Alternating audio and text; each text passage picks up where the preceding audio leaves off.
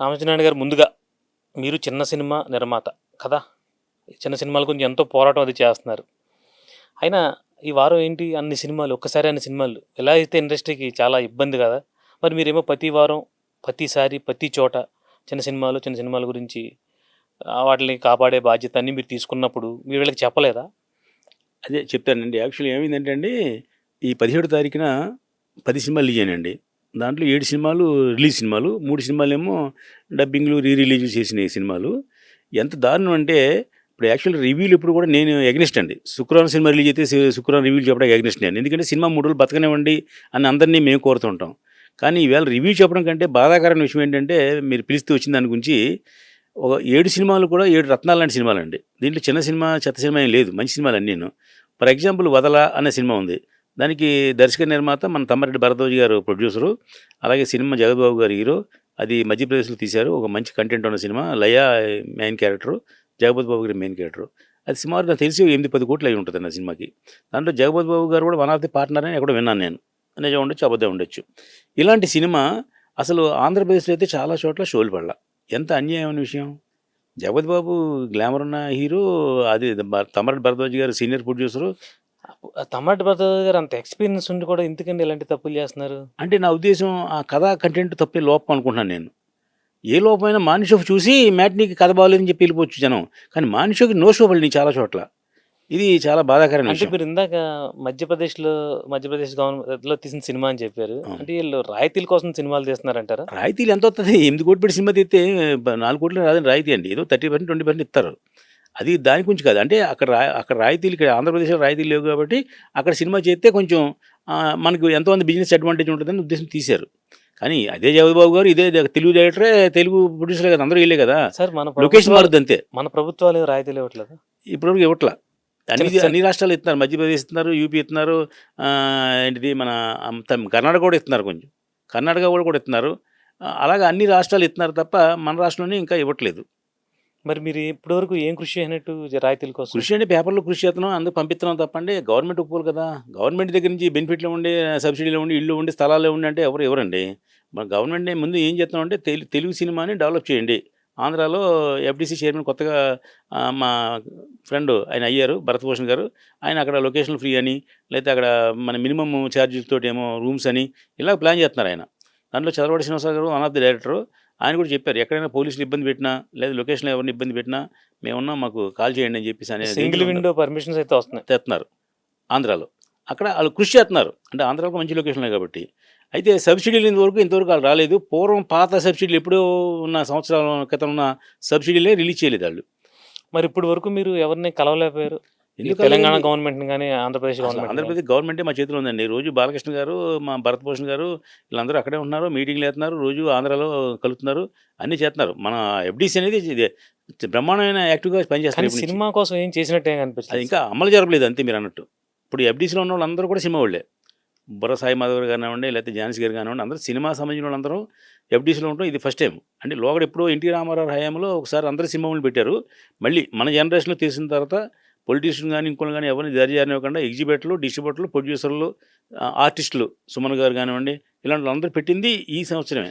Sir మీరు ఎంత చెప్పినా 2 ఇయర్స్‌లో ఒక నిర్ణయం కూడా తీసుకోకపోవడం ఇంకా చాలా ఆలస్యం అవుతుంది. కానీ ఎఫ్‌డీసీ మీరందరూ ఏమో ఎన్నో జరుగుతున్నాయని చెప్తున్నారు. కానీ ఎఫ్‌డీసీ ఆ అసెంబ్లీ బయట అలా అయిందే మొన్న కనిపించదు. 2 మంత్స్, 3 మంత్స్ క్రితమే కదండి. కాదు సార్, గవర్నమెంట్ అధికారంలోకి వచ్చి 2 ఇయర్స్ అయింది. అవును. అయినా కూడా ఇండస్ట్రీకి ఏం జరగల. జరగల. అది మాట నిజం. మరి దాని గురించి మీరు ఎలాంటి ప్రయత్నాలు చేస్తున్నారు?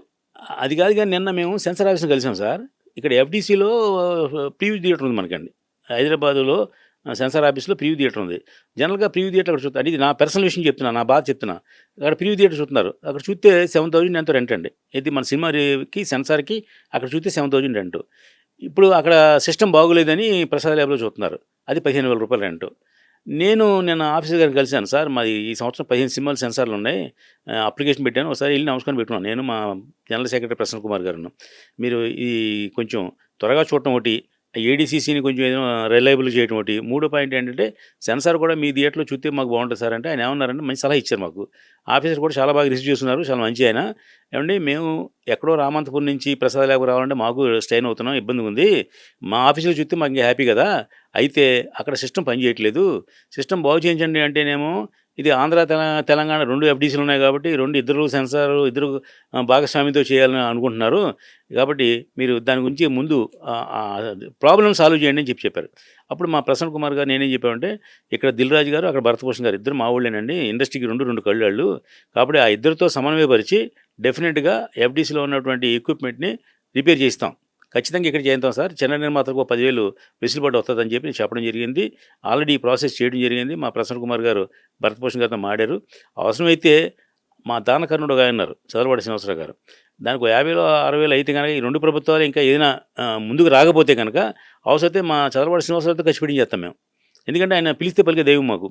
కాబట్టి ఆయనతో ఖర్చు పెట్టించైనా సరే అది బాగు చేయించి ఎఫ్‌డీసీలోని సినిమాలు చూసేలాగా చేద్దామని ఒక మంచి ప్రయత్నం మాత్రం చేస్తున్నాం మీకు. ఇంకో విషయం ఇప్పుడు మాట్లాడుకుంటున్నాం. ఒకే రోజు అన్ని సినిమాలు రిలీజ్ చేస్తున్న పని ఏంటండి అసలు? పని లేదండి. మేము చాలా మీకు మీ ఇంటర్వ్యూలో కూడా చెప్పామండి. హ్మ్. ఇప్పుడు పూర్వం అంటే అండి శుక్రవారం, శనివారం వీకెండ్, ఆదివారం సెలవు అనే ఉద్దేశంతో పూర్వం శుక్రవారం సినిమా రిలీజ్ చేసేవారండి. ఇప్పుడు ఆ రోజులు లేవు. ఇదివరకు సంవత్సరానికి 52 వారాలు. ఇప్పుడు సంవత్సరం 104 వారాలు. ఎందుకంటే 3 రోజులు సినిమా ఆడుతుంది కాబట్టి. మనం శుక్రవారం ఒక సినిమా, శనివారం ఒక సినిమా, ఆదివారం ఒక సినిమా కూడా రిలీజ్ చేసుకోవచ్చు. అంటే సపోజ్ 7 సినిమాలు ఉన్నాయనుకోండి, 2 రిలీజ్ చేసుకుంటే థియేటర్లు దొరుకుతాయి. బాగున్న సినిమాకి ఎక్కువ థియేటర్లు ఇస్తారు, బాగున్న సినిమా తక్కువ థియేటర్లు ఇస్తారు, మార్చుకోవచ్చు. ఈ సలహా మీరు అడిగిన సలహా 100 సార్లు 100 మందికి 100 చెప్పామండి. ఎవ్వరు వినరండి. శుక్రవారం రిలీజ్ చేయాలి సినిమా. 7 సినిమాలు ఉన్నాయి కదా, ఆ సినిమా మీద ఇంకో సినిమా వేయడం న్యాయం కాదు కదా అని మేము బతిమాలను కూడా ఎవరు వింటలేదండి. కాదు sir, producer councils, producer Telugu film commerce, మీరు ఎందుకు అంత కఠిన నిర్ణయాలు తీసుకోరు? ఇప్పుడు చిన్న సినిమాలకి ఒక కొన్ని వారాలు కేటాయిద్దాం అన్నారు. ఒక ఇయర్లో కొన్ని వారాలు చిన్న సినిమాలు కేటాయిద్దాం అన్నారు. మరి ఎందుకు కేటాయించలేకపోతున్నారు? అంటే ఈ సంవత్సరానికి 50 వారాల్లోని 50 పెద్ద సినిమాలు లేవు. సంవత్సరం ఉండేది 10 సినిమాలు కలిపి 15 ఉంటాయండి. ఆ 15 సినిమాలు పొంగలు, దసరా, సంక్రాంతి ఇలాంటి వాటికి రిలీజ్ చేస్తారు. మిగతా 52 వారాలు ఖాళీగా ఉన్నాయి సినిమా అన్ని థియేటర్లో ఉన్నాయి. ఆ థియేటర్లో సినిమా లేక వాళ్ళు బాధపడుతున్నారు థియేటర్ వాళ్ళు. మీరు చెప్పింది మంచి పద్ధతి. నేను చెప్పింది ఏంటంటే శుక్ర, శని, ఆది 3 రోజులు కూడా 2 సినిమాలు రిలీజ్ చేసుకుంటే అందరికీ ఆరోగ్యకరంగా ఉంటుంది. అందరికీ థియేటర్లు దొరుకుతాయి, జనం కూడా వస్తారండి. ఇది ఎప్పుడు చెప్పిన ఇమిజిగోడ్లో మాకు వైజాగ్లో డిస్ట్రిబ్యూటర్ ఒక ఆయన దివాకర్ అని, అతను 100 సార్లు సెట్ ఇచ్చి ఉంటాడు. అతను డిస్ట్రిబ్యూటర్, ఎగ్జిబ్యూటర్, డైరెక్టర్ కూడా. అతను 100 సార్లు చెప్పాడు, ఏమంటే ఒకే రోజు అన్ని సినిమాలు వేయొద్దు, ఎందుకంటే ఓపెనింగ్ ఉండవు. 2 రోజులు శుక్రవారం 2 సినిమాలు వేసారనుకోండి, ఓపెనింగ్ కోసం వచ్చే జనం 10% ఉంటారు అనుకోండి, వాళ్ళు మళ్ళీ శనివారం ఉంటుంది, మళ్ళీ ఆదివారం ఉంటుంది, లేకపోతే సోమవారం కూడా రిలీజ్ చేయొచ్చు, నష్టం లేదండి సినిమా. ఇప్పుడు పూర్వం ప్రింట్లో ఉన్నప్పుడు వారం రోజులు చచ్చినట్టు అడిగేవారండి. ఇప్పుడు అక్కడ ఇలా పెట్టి తీసే బాగోలేదంటే మానుషే తీసేస్తున్నారు, మ్యాట్ని తీసేస్తున్నారు. ఫిల్మ్ ఛాంబర్ కంట్రోల్లోకి తీసుకుని ఒక ఆర్డర్ ఇచ్చి కదా రిలీజ్లకి, ఎందుకు చేయలేకపోతున్నారు? అంటే ఫిలిం ఛాంబర్లో రకరకాల మనుషులు, రకరకాల రాజకీయాలు, రకరకాల గొడవలు ఉంటాయి సార్. అక్కడున్న సమస్యలు పట్టించుకుంటే వాళ్ళకి టైం లేదండి. మా చైర్మన్ గారు సురేష్ బాబు గారు, ఆయన ఈసీ మీటింగ్ ఉన్న రోజున వస్తారు. మిగతా బాధ్యత అంతా బరువు అంతా మా అశోక్ కుమార్ గారు ఉన్నారు కదా, ఆయనే పాపం 24 అవర్స్ పనిచేస్తున్నారు. ఆయన మార్నింగ్ 10కి వస్తే 2 దాకా ఆయన కష్టపడి పనిచేస్తారు. అంటే ఈ సమస్యలు వేరే ఉన్నాయి, ఆ సమస్యలన్నీ పూర్తి చేయడం సరిపోతుంది. ఈ నిర్ణయాలు ఎవరు తీసుకుంటారు? ఇప్పుడు ఇలా అనాదిగా జరుగుతున్న విషయం, ఇలా పోస్ట్పోన్ తప్ప ఎప్పుడు ఏది జరగదండి అక్కడ. మరి కార్యవర్గాలు ఎందుకు, ఎలక్షన్స్ ఎందుకండి? ఊరికే జనానికి అడావిడి తప్ప. అదే మా పదవులు పోకుండా ఉండడం కోసం, మేము కాపాడుకోవడం కోసం తిరుగుతున్నాం అంతే. కాదు సార్, మీరు సీరియస్గా ఇంత నష్టపోతుంది చిన్న సినిమాలు, చిన్న నిర్మాతలు నష్టపోతున్నారని మీరే పోయిన వారం చెప్పారు, రోడ్ మీద పడిపోతున్నారని చెప్పారు. ఎందుకు ఏదో ఒక ఎండ్ చేయలేకపోతున్నారు మీరు? దీనికి ఏంటి, మీ ఫెయిల్యూరా, మొత్తం కార్యవర్గం ఫెయిల్యూరా, తెలుగు ఇండస్ట్రీ ఫెయిల్యూరా? అంటే ఇక్కడ 2 గ్రూపులు ఉన్నాయి సార్. నేను ఒకటి చెప్తాడు, ఇంకోటి చెప్తాడు, ఇంకోటి చెప్తాడు. ఇలాగా ఇక్కడ ఈ వాద ప్రతివాదనలు తప్ప ఇటు చెప్పేది జెన్యూను, దాన్ని కంటిన్యూ చేద్దామన్న ఆలోచన ఎవరికి లేదండి. పైగా మాకు వాయిస్ ఉంది, కానీ మేము చిన్న ప్రొడ్యూసర్ కదా, ఎన్ని నిర్ణయాలు తీసుకొచ్చింది పెద్ద ప్రొడ్యూసర్. మళ్ళీ వీళ్ళు ఈ మా ఛాంబర్లోని కౌన్సిల్లోని ఇక్కడ మా ఒకరికొకరు అండర్స్టాండింగ్ లేదనే గిల్లు పెట్టుకున్నారు వాళ్ళు.